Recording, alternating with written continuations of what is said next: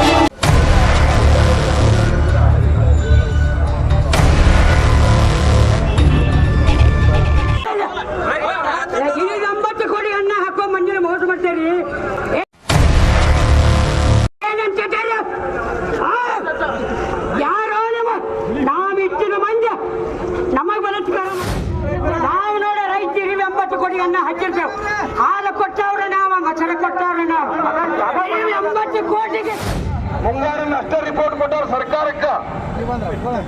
ತಮಗೆ ನೆನಪಿರ್ಲಿ, ಮುಂಗಾರು ಅಷ್ಟೇ ಕೊಟ್ಟರು.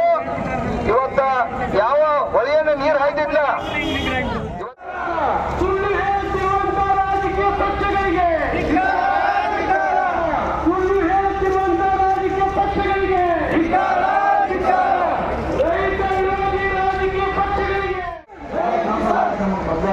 ಬರಗಾಲ ಪರಿಹಾರ ಕೊಟ್ಟಿಲ್ಲ, ಸಾಲ ಮನ್ನಾ ಮಾಡಿಲ್ಲ.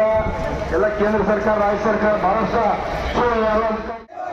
ಹಸಿರು ಸಾರಿಗೆ, ರೈತ ಹೋರಾಟಕ್ಕೆ, ರೈತ ಸಾರಿಗೆ, ರೈತ ತಾಯಂದಿರಿಗೆ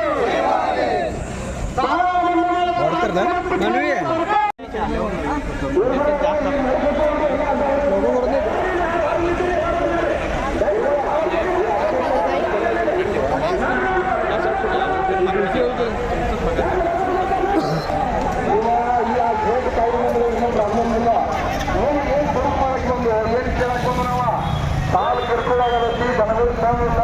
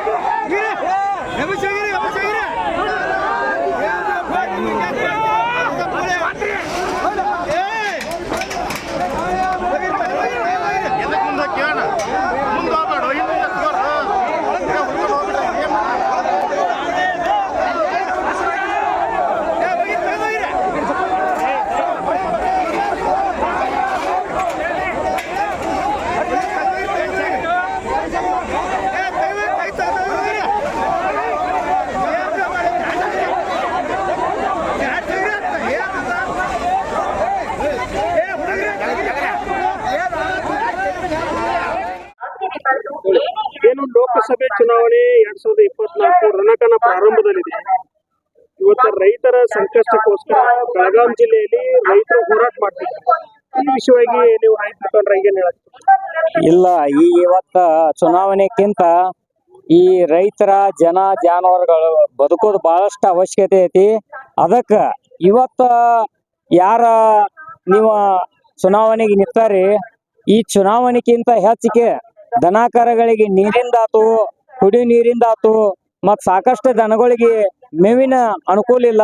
ಮೇವಿನ ಬ್ಯಾಂಕ್ ತೆಗೆದು ಈಗ ಸದ್ದ ಈ ಡ್ಯಾಮ್ನಿಂದ ಕುಡಿ ನೀರು ಬಿಡಬೇಕು. ಇದಲ್ದ ಇವತ್ತು ಇನ್ನೊಂದ್ ಏನಪ್ಪಾ ಅಂತಂದ್ರ, ಈ ಎಲ್ಲಾ ಬ್ಯಾಂಕಿನವ್ರ ರೈತರನ್ನ ಇಂತ ಬರಗಾಲ ಪರಿಸ್ಥಿತಿ ಒಳಗ ವಸೂಲಿ ಮಾಡತಾರ. ಈ ವಸೂಲಿ ಮಾಡೋದ ತಕ್ಷಣ ನಿಲ್ಲಿಸ್ಬೇಕ. ಯಾಕಪ್ಪ ಅಂತಂದ್ರ ಇನ್ನು ಮುಂದೆ ಮಳೆಗಾಲ ಆಗಿ ಮುಂದೆ ಬೆಳಿ ಬಂದ ರೈತರ ಕೈಯಾಗ ಉತ್ಪನ್ನ ಬರೋ ತನಕ ಎಲ್ಲಾ ಬ್ಯಾಂಕಿನವ್ರಿಗೆ ಏನತಿ, ಈ ವರ್ಷ ದೇಶಕ್ಕ ಸಾಲವನ್ನ ತಟಸ್ಥ ನಿಲ್ಲಿಸ್ಬೇಕು. ಮತ್ತ ನಮ್ಮದೇನತಿ, ಈ ಸಲ ಕೇಂದ್ರ ಸರ್ಕಾರ ಸಂಪೂರ್ಣ ಸಾಲ ಮನ್ನಾ ಮಾಡ್ಬೇಕಂತೇಳಿ ಎಲ್ಲಾ ರೈತರ ಒತ್ತಾಯ ಐತಿ.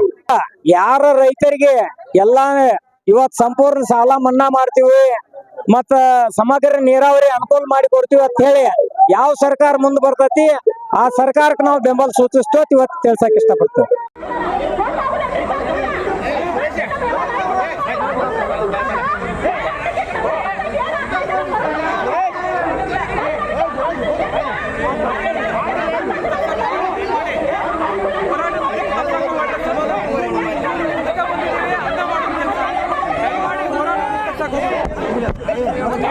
ನಿಮಗೆ ನಾವು ಏನ್ ಕೇಳ್ಕೊಳ್ತಿದ್ದೇವೆ ಅಂತಂದ್ರೆ, ಬಾಕಿ ಸಂದರ್ಭದಲ್ಲಿ ಸುಗ್ರೀವಾಜ್ಞೆಯನ್ನು ಓಡಿಸ್ತೀರಿ ನೀವು, ಬಾಕಿ ಸಂದರ್ಭದಲ್ಲಿ ನೀವು ಸುಗ್ರೀವಾಜ್ಞೆ ಓಡಿಸಿ ಕೆಲಸಗಳನ್ನು ಮಾಡ್ತೀರಿ. ಸಮಾಜದಲ್ಲಿ ಏನು ಶಾಂತಿ ನಿಲ್ಲಬೇಕು ಅದು ಏನ್ ಆಗ್ಬೇಕು ಅನ್ನೋಂಥದ್ದು ಮಾಡ್ತೀರಿ. ಅದರಿಂದ ತಮ್ಮ ಮೇಲೆ ವಿಶ್ವಾಸ ಇರೋದ್ರಿಂದ ಗೌರವಾನ್ವಿತ ರಾಷ್ಟ್ರಪತಿಗಳು, ಗೌರವಾನ್ವಿತ ಗವರ್ನರ್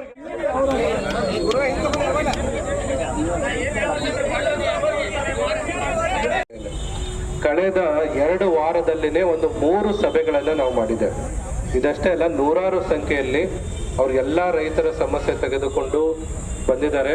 ಸಾಕಷ್ಟು ಆಲ್ಮೋಸ್ಟ್ ಒಂದು 200 ಜನ ರೈತರ ಜೊತೆಗೆ ನಮ್ಮ 2ನೇ ಅಂತಸ್ತಿನ ಮೀಟಿಂಗ್ ಹಾಲಲ್ಲಿ ಎಲ್ಲ ಬ್ಯಾಂಕರ್ಗಳಿಗೆ ಕರೆದು ಲೀಡ್ ಬ್ಯಾಂಕ್ ಮ್ಯಾನೇಜರ್ ಜೊತೆಗೆ ಆ ಮೀಟಿಂಗನ್ನು ಇವನ್ ಜಿಲ್ಲಾ ಉಸ್ತುವಾರಿ ಸಚಿವರು ಕೂಡ ಅದನ್ನ ಮೀಟಿಂಗ್ ಮಾಡಿದರು. ಆಮೇಲೆ ನಮ್ಮ ಖಾನಾಪುರ ಮತ್ತು ನಮ್ಮ ಹಿರಿಯರು ಅವರು ಬಂದಿದ್ರು. ಖಾನಾಪುರದಲ್ಲಿ ಬೋರ್ವೆಲ್ ಅವ್ರದ್ದು ಸಮಸ್ಯೆ ಇತ್ತು.